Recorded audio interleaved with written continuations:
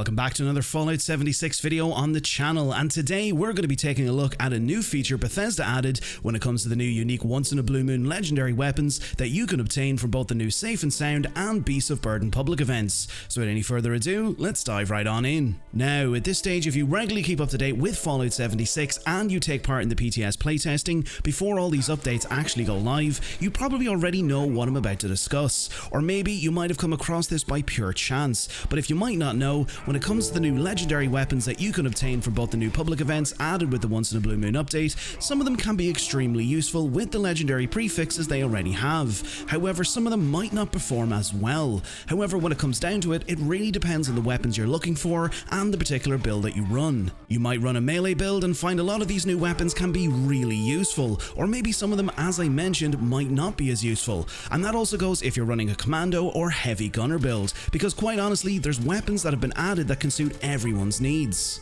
However, as I mentioned, some of these weapons might not perform to your expectations, but with these new weapons compared to previous unique legendary weapons that you can obtain from older events, these new weapons, and if you so choose to, can be re-rolled at a weapons workbench with brand new legendary prefixes. That's right, every weapon that you can obtain from both of these new public events, Safe and Sound and Beasts of Burden, can be completely re-rolled and upgraded to fit your build and your playstyle. These new weapons come with the ability, like most legendary weapons you find out in the Wasteland, to be re-rolled with particular legendary prefixes. However, compared to weapons that you can obtain from events found at Nuka World on Tour, Mutation Invasion and previous unique event weapons, those weapons unfortunately cannot be re-rolled with better prefixes. So before you think, did Bethesda make this change for every weapon? No, unfortunately they didn't. As much as I would love to have been able to re-roll older unique weapons, they've only added this feature with the new weapons that have been recently added. Now, don't get me wrong, there are some great weapons that I've obtained already from these events that are quite simply extremely fun to use and very useful for particular builds that I run.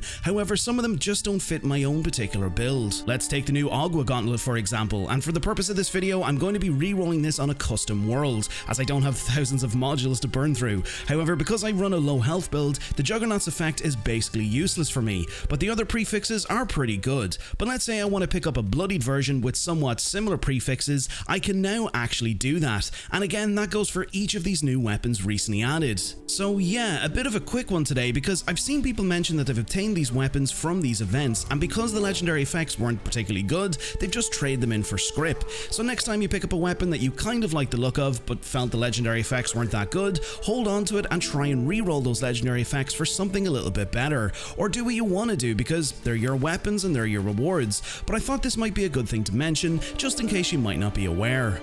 Let me know below in the comments what you think about some of the new changes implemented with the new update, and what you think about Season 13 and the Once in a Blue Moon update so far. We'll have more videos on the way covering some more of the new changes and quality of life features that have been recently added, so if you don't want to miss out and want to be kept up to date with everything Fallout related, consider clicking that subscribe button and turning on that bell notification button. And if you enjoyed today's video and like to support the channel, consider dropping a like. And before we head on out, I want to say a big thank you to our channel members for your continued support and dedication to the channel, and of course to all of our subscribers who've helped the channel to grow. If you're also looking at picking up some Bethesda theme items over on the Bethesda store, you can use my creator code BTPineapple064 to receive 20% off of your purchases at checkout. And if you'd like to support the channel a little bit more personally, consider checking out my merch store, which has an array of t-shirts, mugs, prints and other pineapple themed merch, which I'll leave in a link in the description of this video. And lastly, to you, the viewer, the person who stumbled upon this video, thank you for being here. I hope you enjoyed. Until next time, Vault Dwellers, stay safe out there in the Wasteland, welcome to Vault 93,